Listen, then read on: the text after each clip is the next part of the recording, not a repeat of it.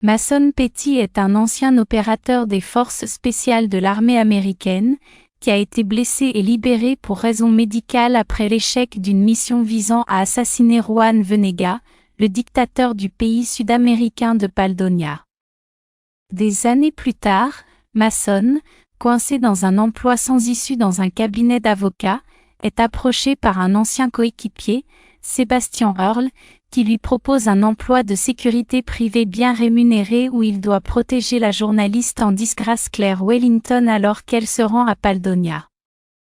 À l'invitation de Venegas, qui souhaite améliorer son image publique avec une interview en plein soulèvement contre son régime. La mission bouleverse sa femme Jenny, qui ne veut pas que leur fille Casey vive sans père, si quelque chose arrivait.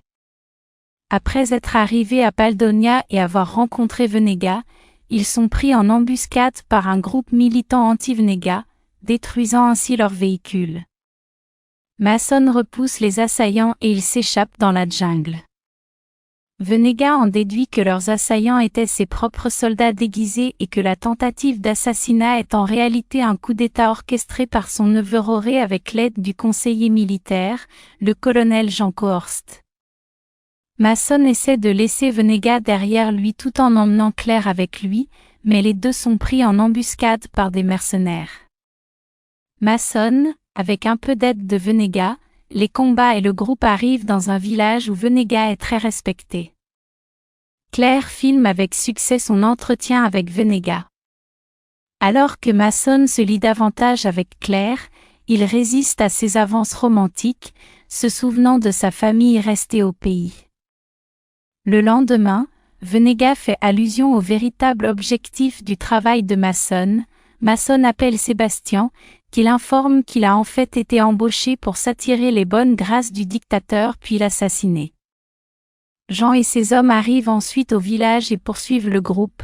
Mason et Venegas parviennent à s'échapper tandis que Claire est capturée.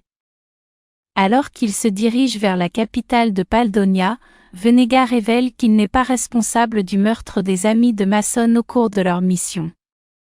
Plus tard, les deux hommes organisent un échange avec Claire, tandis que Venegas révèle que la « révolution » contre son régime a été organisée et qu'il est en fait très aimé de son peuple. Le lendemain, lors du dit échange, Venegas fait venir de faux manifestants pour distraire Jean alors que lui, Mason et Claire fuient vers la sécurité du palais présidentiel.